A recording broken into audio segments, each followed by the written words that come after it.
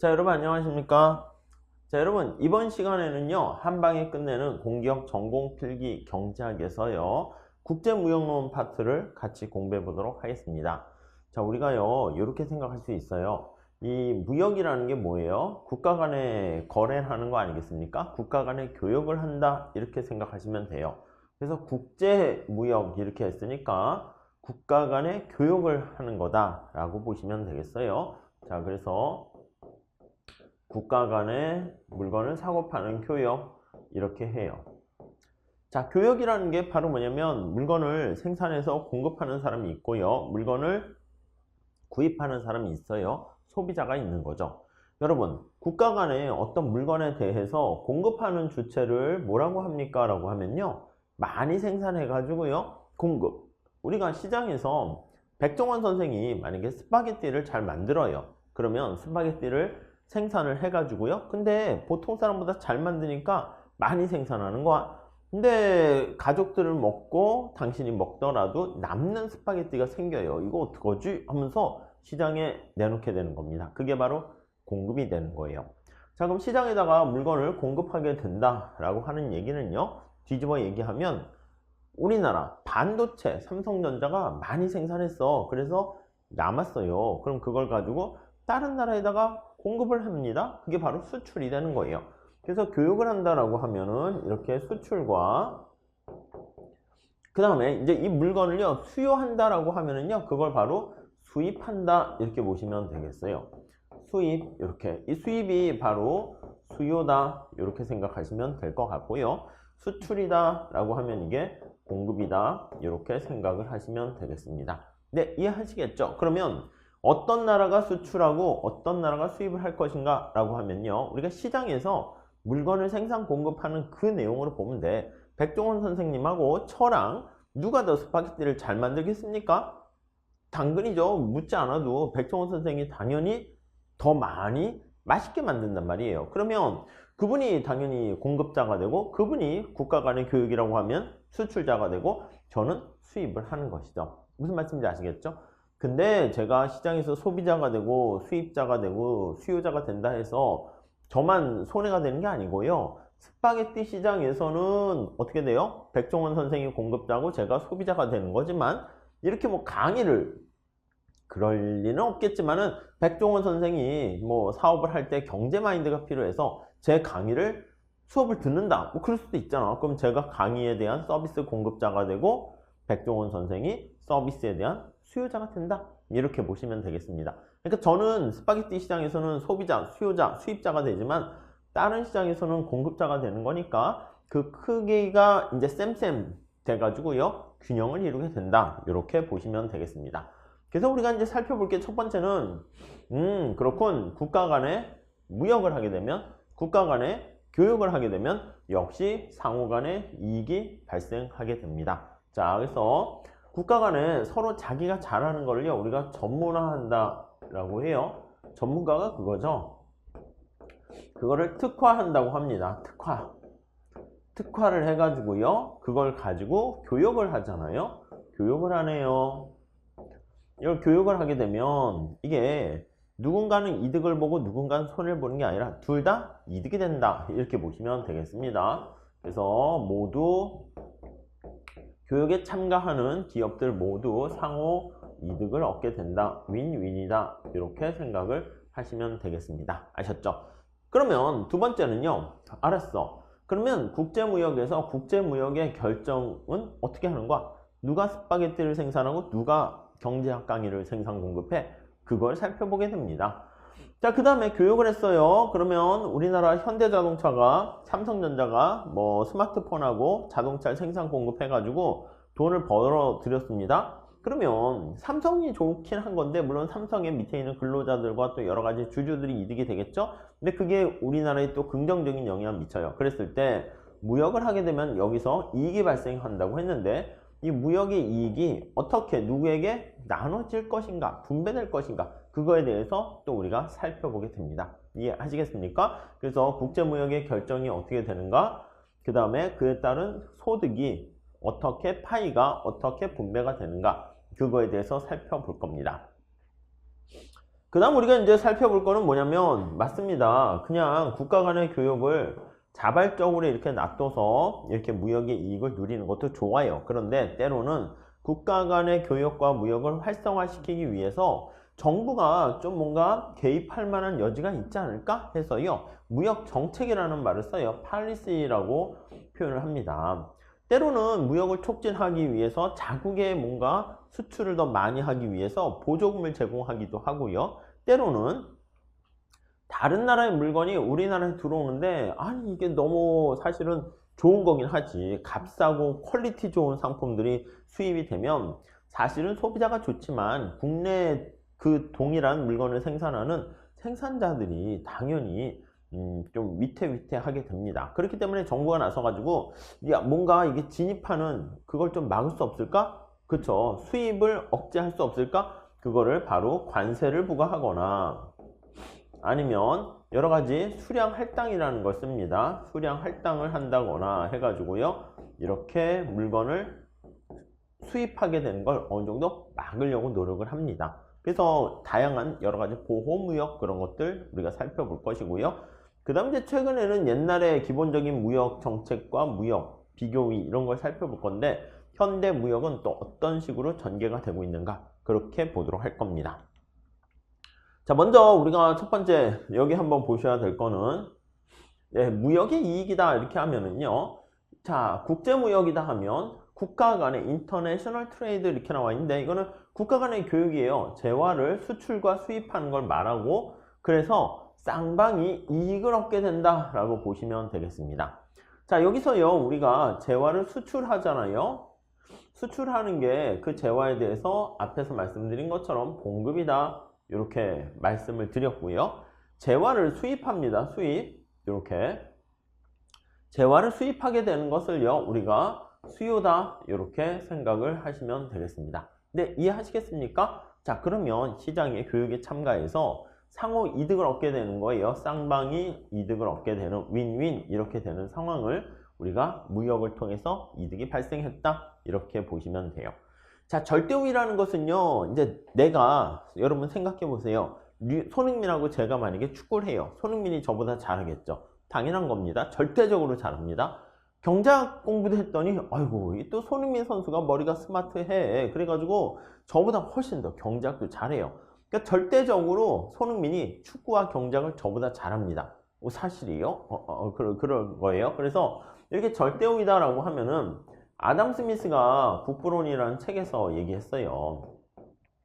어떤 거를 생산하는 데 있어서 말 그대로 앱솔루트예요. 절대적으로 우위에 있다. 그러니까 생산비가 더 싸게 먹히게 되면 절대적으로 우위가 있다. 이렇게 보시면 돼요. 그래서 손흥민 선수가 이런 경우에는 경작도 저보다 잘하고요. 이거 빨간 색깔로 써서 그런데 저예요. 저 I라고 쓸게요. 자, 이렇게 비교를 해보면 경작 측면에서도 누가 더 강의를 잘합니까? 공부를 잘합니까? 했더니 손흥민 윈 이렇게 되고요. 축구 입장에서도 얘기를 합니다. 축구 입장에서도 누가 더 잘합니까? 손흥민 윈 이렇게 데이터 할게요. 이렇게 할까요? 이렇게 표로 만들면 좀 좋을 것 같아서요. 그럼 이렇게 한번 해봅시다. 자, 이렇게 사람이 2명이 있는 상황에서요. 쭉 이렇게 했어요. 쭉 그래서 경제학 축구 이렇게 볼게요. 경제학도 손흥민이 윈, 축구도 손흥민이 윈 이렇게 되는 거예요. 이해가 가시죠? 근데 문제가 생겼어. 그러니까 절대적으로 손흥민이 둘 다 잘하는데 문제가 생겼습니다. 손흥민이 손오공 같이 막 분신술을 쓸 수 있는 게 아니잖아. 그러니까 손흥민이 몸이 하나란 말입니다. 그러니까 문제는 뭐냐면 축구를 하다 보면 경작 공부를 포기해야 되고요. 경작을 하다 보면 축구를 포기해야 되는 거야. 그러니까 어떻게 해요? 아, 뭐지? 내가 둘 다 하고 싶은데 욕심은 많지만 둘 중에 하나는 포기할 수밖에 없네. 어떤 걸 포기하는 게 더 나을까요? 축구? 축구를 포기하게 되면 경작은 좋긴 한데 그 축구에서 지금 막 토트넘인가 거의 엄청 잘 나가고 있는데 손흥민 덕분이겠죠. 그러한 역사적인 기록을 원더골도 터뜨리는 그런 기록을 세울 수가 없어요.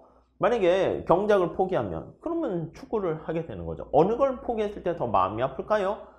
그렇죠. 그러니까 이거 둘 다 가질 수 없어요.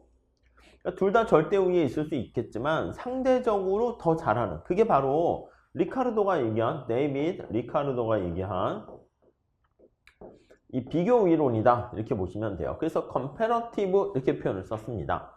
어떤 한 경제 주체가, 지금 손흥민과 저를 생각하시면 되겠습니다. 수행하는 어떤 활동의 기회비용이, 그쵸, 기회비용이라는 거예요. 이거는 절대 비용이에요.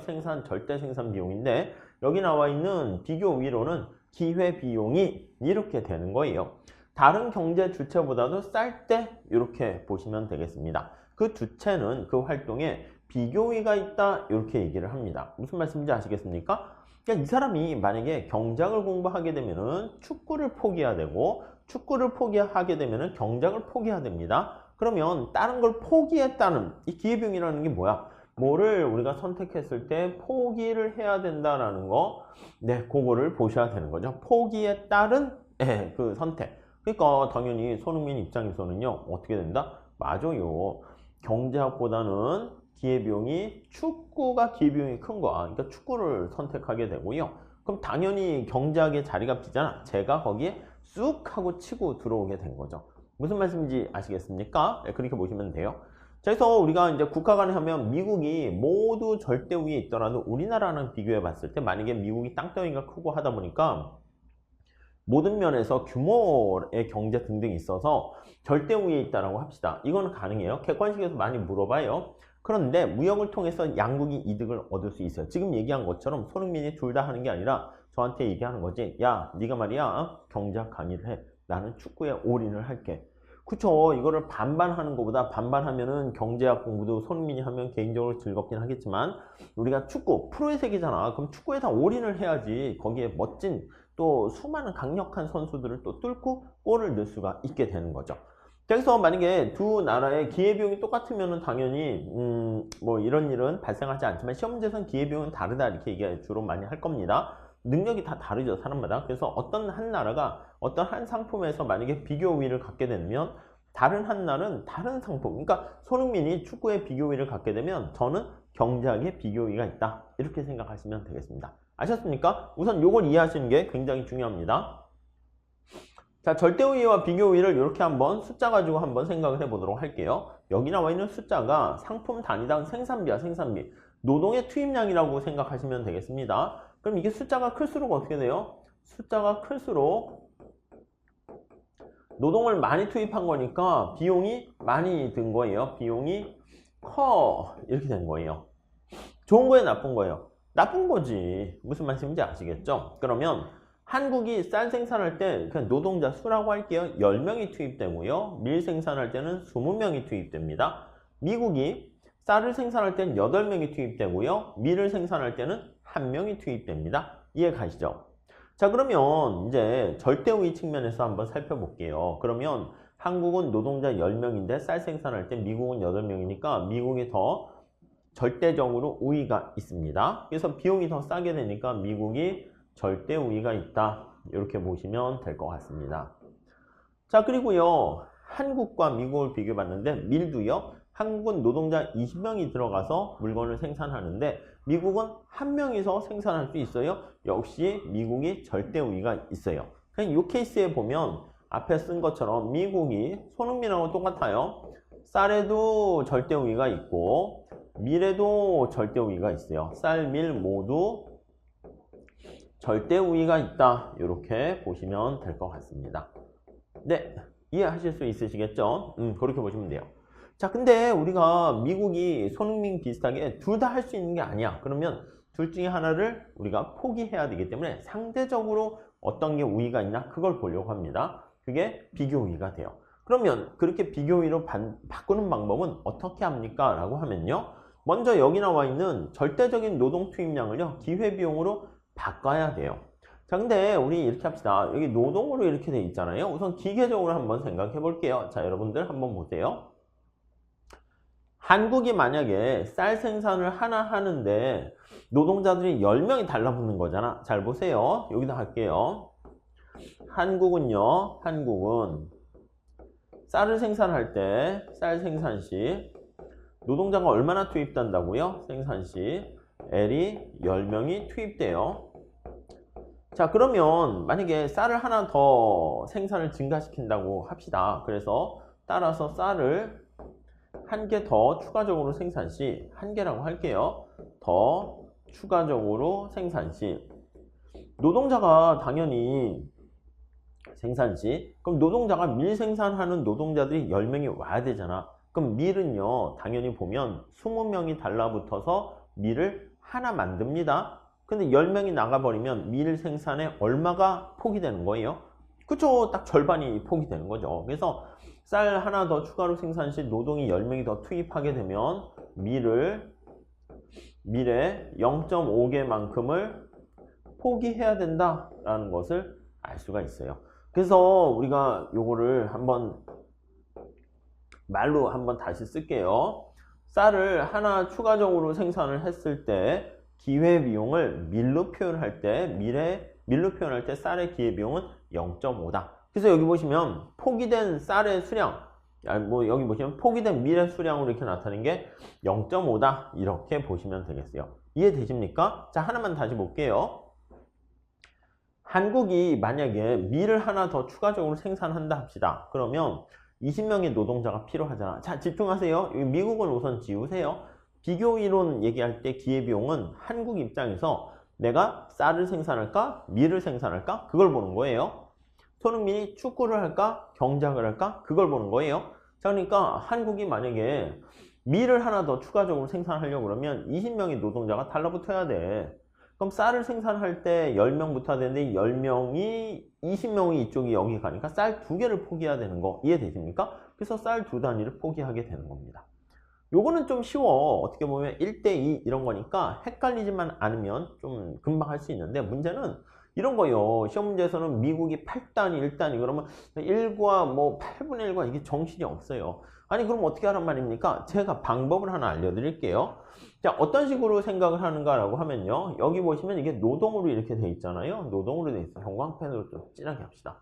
이게 노동으로 이렇게 돼 있어요. 노동으로. 이거를요, 우리가 기회비용으로 바꾸려고 해요. 기회비용으로. 너무 크네. 바꾼다라고 하면은, 어떻게 하면은 이렇게 기회비용으로 바꿀 수 있습니까? 라고 하면요. 기계적으로 하세요. 뭐냐면, 지금 이렇게 해서 우리가 생각을 할 수 있는데, 요게 파고드세요 전략을 써주세요. 파고드세요. 아셨죠? 쌀의 기회비용을 밀로 표현합니다. 그러면 여기 나와 있는 쌀의 생산 기회비용 이 숫자 밀 이걸요 밑으로 파고드세요. 그래서 22 밑으로 이렇게 파고드는 걸로 생각하시면 되겠습니다. 이해가십니까? 자, 만약에 밀의 기회비용을 쌀로 표현합니다. 밀의 기회비용 그럼 요 12 밑으로 파고드세요. 이렇게. 그러면 10분의 20 여기는 뭐 2단위 써놨는데 10분의 20 쓰는 게 더 좋아요. 여기는 20분의 10 이렇게 쓰면 좋고요. 하나만 더 해볼게요. 자, 그러면 여기 한번 볼게요. 미국 볼게요. 미국의 쌀의 기회비용을 밀로 표현합니다 라고 하면은요 여기 나와 있는 것처럼 1이 밑으로 파고드세요. 그러면 이게 8 이렇게 되는 거죠. 이해가십니까? 그리고 밀의 기회비용을 쌀로 표현합니다. 그러면 여기서 8을 이렇게 나눠주면 8분의 1 이렇게 되는 거 알 수가 있습니다. 이해가시죠? 그래서 기회비용을 이렇게 만들게 된 다음에 지금 기회비용으로 만든 거예요. 이렇게 나타낸 다음에 여기에서 이제 값이 좀 더 싼 거에 대해서 비교의가 있다 이렇게 보시면 돼요. 만약에 이렇게 한 다음에 한국 입장에서 한번 생각을 해봅니다. 그러면 쌀을 생각할 때 미국과 기회비용을 따지는 거 어떻게 해요? 한국은 훨씬 얘가 2분의 1이니까 미국보다는 싸죠. 미국은 8이잖아. 그러니까 우리가 기회비용 구할 때는 한국이 쌀을 생산할까 밀을 생산할까 이렇게 되고요. 기회비용으로 바꾼 다음엔 야 쌀은 누가 생산하는 게 좋아? 이렇게 본다고. 한국이 훨씬 더 싸게 먹히고 그 다음 미국은 여기 보시면 이렇게 8분의 1 해서 밀의 비교의가 있다. 이렇게 보시면 되겠습니다. 아셨죠? 그래서 좀 잘 정리 좀 해주시고요. 자, 그 다음에 우리가 이제 좀 들어갈 게 뭐가 있습니까? 라고 하면요. 이걸 그림으로 좀 한번 나타내 보도록 할게요. 자, 한국과 미국이 모두 지금 40단위의 노동을 보유하고 있어요. 그래서 자, 노동자 수가 40명 이렇게 있다고 합시다. 그럼 한국 먼저 생각할게요. 한국의 노동자가 쌀에 투입되는 한국의 노동자가 있을 수 있고요. 그 다음에 밀에 투입되는 한국의 노동자가 있을 수 있어요. 자, 그러면 앞으로 잠깐 갈게요. 자, 이 표를 보면 쌀을 생산할 때 한국은 10명의 노동자가 달라붙어야 된다고 그랬잖아요. 자, 근데 만약에 이 40명이 다 쌀에 투입되면 어떻게 될까요? 그러면 한국에 되는 게 쌀에 만약에 40명이 다 투입된 거야. 40명이 다 투입되고 밀에는 하나도 투입되지 않았다고 할게요. 자, 그러면 이때 쌀과 밀이 어떻게 생산이 됩니까? 하면은 앞에 게 쌀의 생산량이고요. 뒤에 게 밀의 생산량이라고 할게요. 자, 그러면 40명이 다 쌀에 투입된 거야. 자, 다시요. 이게 같이 보였으면 좋겠는데 그림이 커가지고 좀 어쩔 수 없어요. 10명이 달라붙어야지 하나가 생산되는 거잖아. 40명이 쌀에 다 투입하게 되니까 쌀을요 생산할 수 있는 게 4개 이렇게 생산할 수 있어요. 자, 밀은요 만약에 이렇게 합시다. 여기 밀은 생산이 이제 빵이 되는 거죠. 근데 만약에 그게 아니라 B점 해가지고 한국에 만약에 쌀에 노동자가 1명도 투입 안 되고 40명이 다 밀에 투입된 거예요. 이해 가십니까? 요 B는. 자, 그러면요 이 B-를 여기다 체크를 하게 되면은 여기 나와 있는 것처럼 밀이 하나 생산하는데 20명이 달라붙어야 되잖아. 요 한국만 잘 볼게요. 이게 처음에 하시는 분들은 이게 좀 머리가 빙글빙글 돌아요. 그러니까 좀 초점을 잘 잡아서 제가 말씀드리니까 잘 보세요. 20명이 달라붙었을 때 밀이 하나 생산되는 거잖아요. 그러면 20명이 달라붙어야 되는데 하나 나오는데 40명이 붙었어. 그럼 당연히 밀 2개가 생산되겠죠. 쌀은 하나도 생산 안 되고요. 이거를요 생산 가능 곡선으로 표현을 하는 거야. 그러면 B점에 해당하는 건 뭐예요? 그쵸. 쌀을 생산 하나도 안 하면 밀을 2개 생산할 수 있어요. 요 점을 생산할 수 있고요. 이해 가십니까? 자, 그리고요 A 다시점은 어떻게 됩니까? 이거는 쌀에다만 노동자를 다 투입한 거니까 쌀 4개 생산하고 밀은 하나도 생산을 못한 거잖아요. 그래서 여기 점이 되는 거예요. 그래서 여기가 A 다시, 여기가 여기 밀만 하는 거 B 다시 이렇게요. 아니 그렇게 하지 말고 반반씩 투입하면 안 됩니까? 뭐 그럴 수도 있죠. 반반씩 투입하는 거 생각해 볼게요. C점 한번 하면 자, 쌀에 20명 투입되고요. 밀에 20명 이렇게 투입됐다고 합시다. 이렇게요. 이해 가시죠? 자, 그러면 다시 앞에 볼게요. 쌀 하나 생산하는 데는 노동자가 10명, 밀은 20명 이렇게 있어요. 근데 쌀에 20명이 갔으니까 쌀 2개가 생산되겠죠? 2개.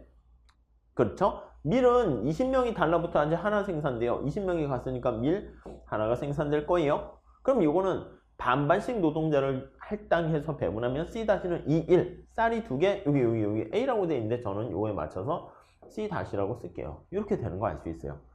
그래서 이게 바로 뭐냐면 우리가 이제 지금 3개만 예를 들어서 말씀드렸는데 한국이 40명의 노동자를 각각의 이제 1명, 2명 이렇게 막 조정하면서 생산할 수 있는 쌀과 밀의 양을 나타내는 것이고 이거 이름하여 뭐라 그런다? 맞아요. 이게 생산 가능 곡선이다. 이렇게 됩니다.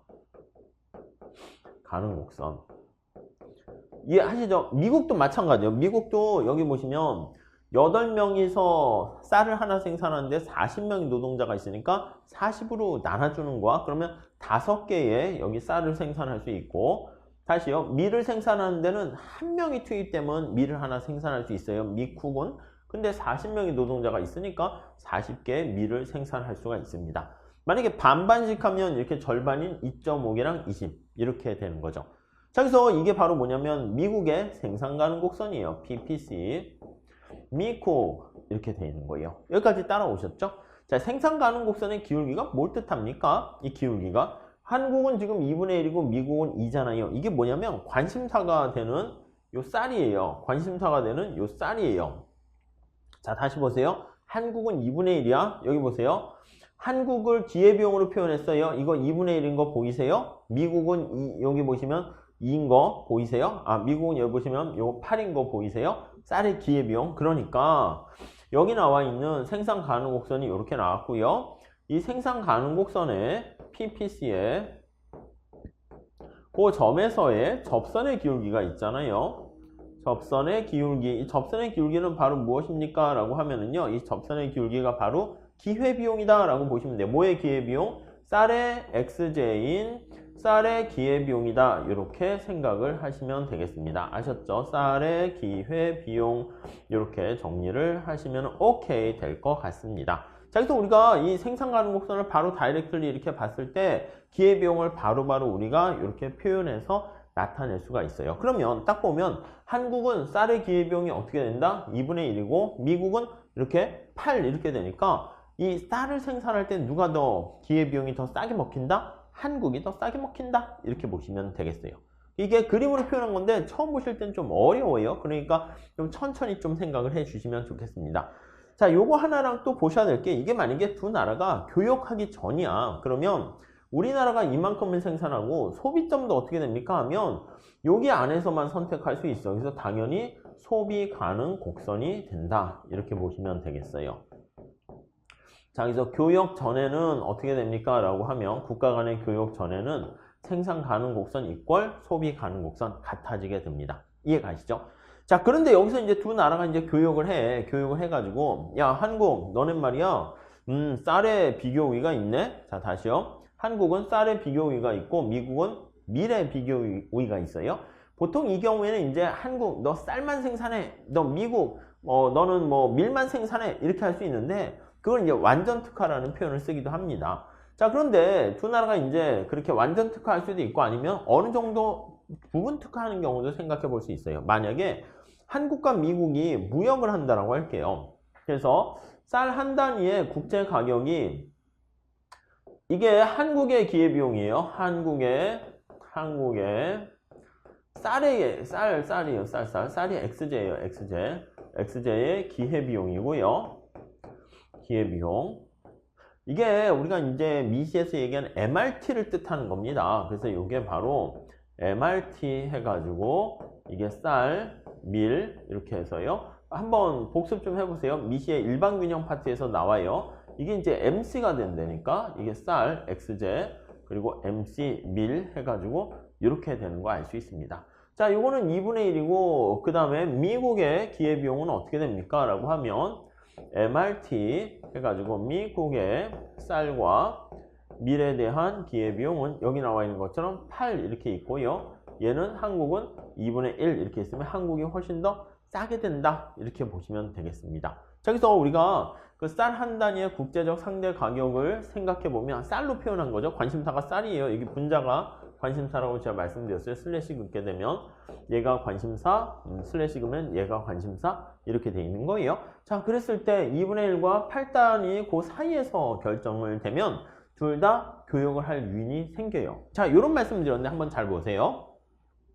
백종원 선생님이 스파게티를 생산한다고 할게요. 스파게티를 맛있게 생산을 해요. 이렇게 스파게티를. 그런데 5,000원에 생산을 할 수 있어요. 제가 스파게티를 생산하는데 2만 원이 든다고 할게요. 그러니까 두 사람이 만약에 만났어. 그러면 교역을 할 때 교역 조건은 요 사이에 가격이 결정되면 두 사람이 이득을 보게 되는 거야. 예를 들면 1만 원에 이제 가격이 책정됐다고 합시다. 그럼 백종원 선생 입장에서는 5,000원의 비용을 들여서 스파게티를 생산했어. 근데 저한테 만 원에 팔았으니까 얼마의 이득을 보게 돼요? 그렇죠. 요 차이인 한 그릇당 5,000원의 이득을 보는 거고요. 저는 어떻게 됩니까? 맞아요. 제가 만약에 생산하면 저는 2만 원이 드니까 2만 원까지 돈 낼 생각이 있는데 만 원에 만약에 스파게티가 생산돼서 구입할 수 있으면 저는 만 원이나 싸게 이득을 볼 수 있는 거죠. 자, 그러니까 요 차이에 해당하는 만큼이 교역에 따른 이득이고요. 교역에 따른 이득이에요. 그래서 교역 조건이다라고 하면 두 사람이 교역을 하게 될 조건은 여기 나와 있는 5,000원과 2만 원 사이에서 결정된다 라고 보시면 되겠습니다. 이해 가세요? 5,000원이면 백종원 선생은 뭐 생산해도 되고 안 해도 되고 저한테 팔아도 되고 안 팔아도 되지만 판다고 계약 조건이 됐다라고 하면 여기 나와 있는 이 차이에 해당하는 15,000원의 이득을 제가 다 먹는 거고요. 만약에 이게 아니면 19,999원 이렇게 막 되면 거의 2만 원 가깝잖아요. 그러면 교역이 형성되고 당연히 요 사이에 있는 것을 다 백종원 선생이 다 이득으로 가져가는 거예요. 자, 그러니까 여기 나와 있는 것처럼 여기 교역 조건은 2분의 1과 한계 비용의 그 사이인 2분의 1과 8 사이 이렇게 결정되는데 만약에 예를 들어서 3으로 가격이 결정됐다라고 할게요. 자, 이걸 좀 멋있게 쓰면 다시 이렇게 되는 거예요. 국가 간의 월드 가격이 어떻게 됩니까? 하면 이 중간에 된다니까 MRT 한국일 때 자, XY라고 할게요. X가 쌀이야. 요게 지금 2분의 1입니다. 그래서 월드 가격이 요 사이에 위치하게 되는 거야. 미국이 MRT예요. XY 생산할 때 들어가는 비용은 8 이렇게 돼요. 그 중간에 있으면 이득 되는 거예요. 자, 그럼 쌀이 이렇게 가격이 3으로 결정됐다는 것은 뭐냐면 이게 뭐예요? 이게 3으로 됐다는 것은 그쵸? X제 가격이 이게 3이라는 얘기니까 이게 월드 가격이에요. 국제시장에서 세계시장에서의 어떤 가격이에요. 가격. 그러면 이렇게 형성되어 있다라고 하면은요. 여기 3으로 결정됐다라고 하면요. 세계시장에서는 쌀 하나 생산하는 데 있어서 Y제를, 밀을 3개를 주고 교환을 할 수 있다는 거야. 그러면 한국 같은 경우에는 여기 나와 있는 것처럼 쌀을 생산한 다음에 시장에 내다 팔면 하나를 만약에 팔면 3개를 얻을 수 있다는 거예요. 이해 가십니까? 좀 헷갈릴 수 있어요. 좀 천천히 잘 보세요. 자, 그래서 무역 전에 한국은 쌀을 3개 생산하고 생산 소비하고 밀을 하나 생산 소비했고요. 여기 앞에 보시면 한국은 요점이었고 미국도 요점이었어요. 근데 국제시장에서 자, 요거 기울기가 2분의 1이고 요게 8이잖아요. 근데 국제시장에서의 가격이 기울기가 앞에서 지금 말씀드린 것처럼 3으로 돼 있으면 이 기울기가 중간이 되는 거야. 이게 3인 거야. 이렇게. 예를 들면 이게 3인 거야. 이렇게 되는 거야. 이렇게. 이 기울기 똑같은 거야. 기울기 3인 거야. 그러면 우리가 생산을 한국 같은 경우에는 여기에 나와 있는 A 다시점에 쌀의 비교기가 있으니까 쌀에 특화한 다음에 이게 이제 국제시장에서의 월드 가격에서 요 안에서 소비를 할 수 있게 돼요. 그래서 이제 사고 팔 수 있는 거지. 우리 예산선 생각해봐. 예산선 보면 예산선이 내가 버는 만큼 그냥 소비할 수 있었는데 만약에 그래요. 만약에 시장에서 차입을 하거나 뭐 사거나 뭐 등등 하면 쫙 늘어나는 거 떠올리시면 되겠습니다. 자, 그래서 원래 무역 전에는 이런 식의 지금 한국은 쌀 2단위, 밀 1단위 생산하고 미국도 이렇게 있었는데 무역을 하게 되면은 이게 교육 조건이 이렇게 되면 이 기울기를 나타내는 거예요. 요 기울기를 나타내는 거예요. 그래서 여기서 소비를 할 수 있게 됩니다. 그래서 여기 보시면 하나를 이제 포기했어요. 요거.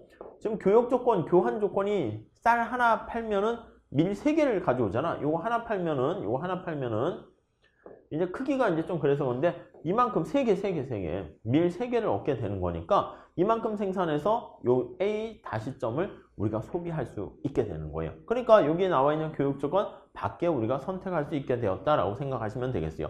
미국도 마찬가지입니다. 미국도 여기 보시면은 교육 전에는 B점을 선택했었는데요. 근데 교육 후에는 여기 나와 있는 것처럼 소비와 생산 조건을요 이렇게 바꿀 수가 있어요. 그래서 여기 나와 있는 것처럼 쌀을 하나 더 이렇게 얻게 되는 여기 보시면 교육 조건이 되는 거죠. 그래서 요걸 하나 더 얻게 되면서 그럼 당연히 어떻게 돼요? 맞아요. 여기 나와 있는 것처럼 소비할 수 있는 점이 더 여기가 원래 이제 교육 전에는 선택점이 여기 색깔이 이렇게 돼 있는 건데 만약에 교육을 하게 되었다라고 하면은요 여기서 생산을 하는 거야. 여기서 생산을 하게 되고 생산을 한 후 교환을 어떻게 됩니까? 라고 하면 교환을 해야 되는데 교환 시 여기 나와 있는 것처럼 이렇게요. 여기 보시면 쌀을 여기 0.5개 여기 2.5만큼 돼 있는 이 상황에서 여기서 생산을 한 다음에 요만큼 하고 이렇게 하게 되면은 훨씬 더 많이 선택점이 이쪽으로 가게 되었다라는 것을 알 수가 있어요. 이게 그림이 좀 좁아가지고 정신이 없으니까 한국 가지고 잘 보시면 돼요. 그래서 우리나라도 이렇게 교육 전에는 생산 소비점이 여기인데 교육 후에는 소비점이 훨씬 더 많아져서 우리가 무차별 곡선을 그리면 여기다 그리진 않았는데 만약에 그린다라고 하면은 무차별 곡선이 이렇게 있을 거야. 이렇게. 그래서 요 점을 원래 선택하고 있었는데 요 점을 선택하면 효용이 훨씬 더 밖으로 증가했다라는 걸 알 수가 있어요. 그래서 우리가 이제 효용이 얼마나 증가했습니까 하면은 이렇게 무차별 곡선이 밖으로 간 만큼 효용이 증가했다 이렇게 보시면 되겠죠. 여기도 마찬가지야. 지금 좁아가지고 그러는데 요 점을 선택하는 것보다는 이렇게 선택함으로써 미국도 효용이 증가한 거예요. 그러니까 어느 한 나라가 이득을 보는 게 아니라 두 나라 모두 이익을 보게 된다라는 것만 좀 체크하시면 되겠습니다. 이해 가십니까? 좀 어려워요 이 파트가. 근데 문제 푸는 거는 굉장히 쉬워요. 아셨죠? 근데 좀 그림 좀 잘 봐주시면 좋겠고요. 자, 그래서 우리가 교육 전에는요, 무역 전에는 여기 나와 있는 거 생산과 소비가 이런 식으로 돼 있어요. 쌀 2단위, 밀 1단위 이런 식으로 돼 있었는데 무역을 하게 됐습니다. 그래서 우리나라가 이제 여기 보시면 한국은 쌀에 특화한 거야. 그래서 밀을 아예 생산하지 않고 쌀에 특화한 거죠. 여기다 설명을 쓰면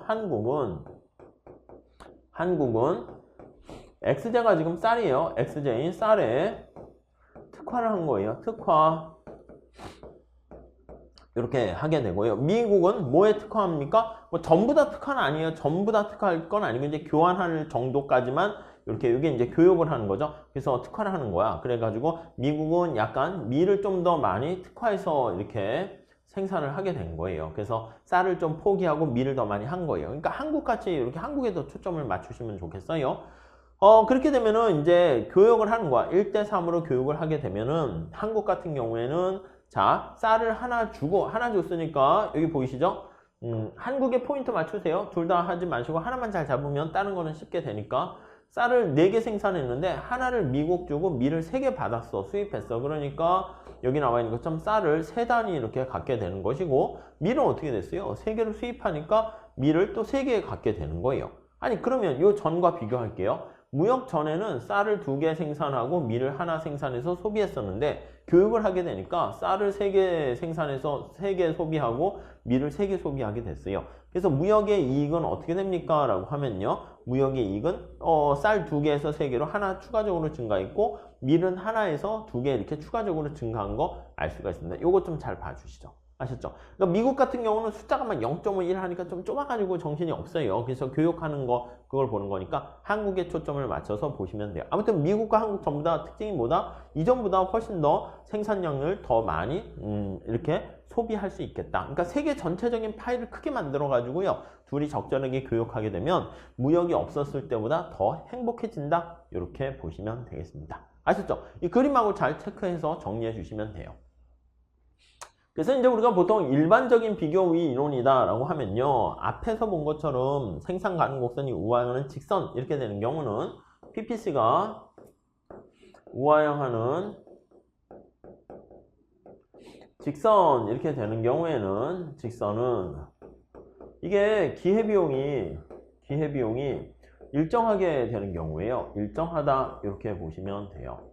자 그런데 그게 아니라 생산 가능 곡선이 여기 나와 있는 것처럼 기회비용이 체증하게 되면 이때는 PPC가 원점에 대해서 오목한 형태가 된다라고 보시면 될 것 같습니다. 네, 이해 가십니까?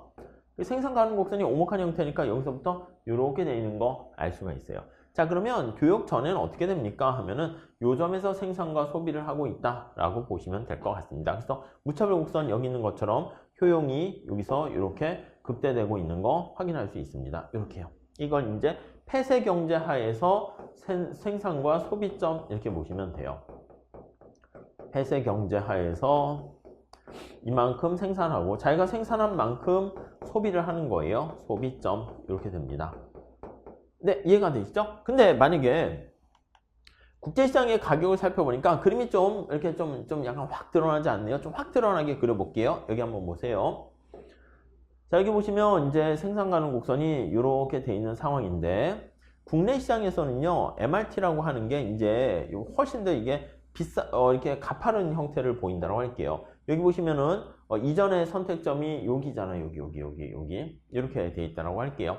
그래서 여기에서 이렇게 돼 있어요. 쭉 이렇게 돼 있어요. 이렇게. 그래서 이게 이제 MRT라고 보시면 돼요. MRT 기회비용이에요. XY. 지금 이게 한국이라고 할까요? 한국 이렇게 있다고 할게요. 이렇게 있어. 그래서 이제 교육 전에는 저기 나와 있는 E0 이렇게 나와 있어요. E0 이렇게 선택을 한 거야. 근데 국제시장에서는요, 그게 이제 기울기가 어떻게 돼 있냐면 색깔을 좀 바꿀게요. 국제시장에서는 이제 시장에서의 월드 가격이 우리나라 시장보다 훨씬 더 이게 좀 비싸게 팔리게 되는 거야. 이게 저 기울기가 큰 거야. 무슨 말씀인지 이해되세요? 자, 국제시장의 가격이 우리나라 여기 보시면 MRT보다 XY보다 얘가 훨씬 더 커요. 이게 뭐야? 백종원 선생이요. XJ가 만약에 스파게티라고 할 때 이게 스파게티예요. 스파게티라고 할 때 여기 나와 있는 것처럼 XJ가 스파게티를 할 때 백종원 선생이 스파게티 만드는 게 시장에서 거래되는 것보다 훨씬 더 싸게 생산할 수 있다고 했잖아요. 이 사람이 그러니까 백종원 선생님이 되는 거야. 그래서 여기 나와 있는 것처럼 MRT가 훨씬 더 싸게 이렇게 생산되는 거 알 수가 있어요. 그럼 시장에서 거래되는 가격보다 훨씬 더 싸게 생산하게 되는 거니까 생산은 어떻게 합니까? 라고 하면요. 자, 우선 여기서부터 이 국제시장에 맞춰가지고 우리가 앞에서는 사실 완전 특화가 될 수도 있거든요. 근데 뭐 부분적으로 약간 얘기를 했는데 여기서 생산하는 거야. 이 원에서 생산하는 거예요. 이해되십니까? 자, 다시요. 우리가 이제 그래프를 보면 이 제로점이 어떻게 됩니까? 라고 하면 폐쇄 경제하에서 생산을 이만큼 하고요. 앞에 본 것처럼 소비점이 여기서 이루어진다 라고 보시면 되겠습니다. 이해 가시죠? 근데 만약에 국제시장에서 이게 교역 조건이 이렇게 변하게 되면 여기 나와 있는 것처럼 이 원에서 맞습니다. 생산할 수 있어요. 그래서 이 원에서 생산하게 돼요. 그래서 만약에 개방 경제가 되었다라고 하면 우리나라가 지금 백종원 선생이 여기서 생산을 합니다. 그럼 소비를 여기서 해야 되는가? 그건 아닐 수 있어. 소비는 교육 조건에 따라서요. 이렇게 합시다. 교육 조건에 따라서 여기 어딘가를 선택했다 할게요. 그래서 E2라고 할게요. 그러면 여기 이렇게 삼각형을 그릴 수가 있을 거예요. 이게 바로 국제시장에서의 가격에 따라서 우리가 XJ를 수출을 하고 수출의 크기가 얼마가 되는 거예요? 이게 바로 수출의 크기가 돼요. 색깔을 이걸 합시다. 이게 바로 이제 수출을 하는 거야. X에 대한 수출을 이만큼 하고요. 그 다음에 이만큼을 수입을 하게 되는 겁니다. 수입을. 이렇게. 이해 가십니까? 그 수출과 수입에 대한 그 조건이 요 기울기가 요게 되는 거라고요. 그러면 선택점을 여기를 하게 되면 이 사람의 효용 수준은 어떻게 됩니까? 라고 하면은요. 효용, 무차별 곡선을 그릴게요. 그러면 원래는 여기였었잖아요. 여기. 무차별 곡선이 이렇게 있었다고요. 이해 가시죠? 그래서 여기가 이제 좀 빽빽해가지고 약간 좀 차이가 나는 건데, 근데 여기를 이렇게 선택하게 됨으로써 효용이 증가한다라는 걸 알 수가 있어요. 자, 그래서 우리가 여기서 생산을 한 다음에, 국가 간의 교역을 이렇게 바꾸는 거야. 그래서 여기 삼각형 이렇게 생기죠? 이걸 뭐 무역 삼각형 이렇게도 얘기하시는 분이 있는데, 수출을 이만큼 하고 수입을 이렇게 함으로써 이렇게 교역 조건, 이렇게 교역 관련된 내용을 알 수 있어요. 그러면 여기 무차별곡선을 그린다라고 하면은 어떻게 돼요? 무차별곡선이 훨씬 더 효용이 증가해서 개선된 거 우리가 확인할 수 있습니다. 그래서 이 경우에는 우리가 일반적인 경우에 생산 가능 곡선이 원점에 대해서 오목한 기회비용이 체증하는 경우에는요, 이때는 무역의 이익이 부분 특화, 부분 이익이 발생한다. 그리고 이 삼각형이 저기 나와 있는 것처럼 교역 조건이다. 이렇게 정리를 하시면 되겠습니다. 자, 그래서 우리가 이번 시간에 살펴본 거는요, 비교위를 먼저 찾아야 돼요. 비교위를 찾는 방법, 그거 살펴보시고 생산 가능 곡선과 이 그림에서 우리가 어떻게 나타낼 것인가, 그거예요. 그래서 우리가 요거는 실제 다양한 문제들이 많이 있는데 문제 푸는 거는 제가 기회비용으로 바꾸는 거기에 초점 맞추시면 되겠고, 바꾸드세요 원리를 사용하시면 쉽게 풀 수 있으니까 잘 정리를 해 주시면 좋겠습니다. 자, 이렇게 하시고요. 다음 시간에 무역과 관련된 다양한 무역 정책, 더 나가서 현대 무역 이론에 대해서 우리가 살펴보도록 하겠습니다. 자, 여기까지 할게요. 감사합니다.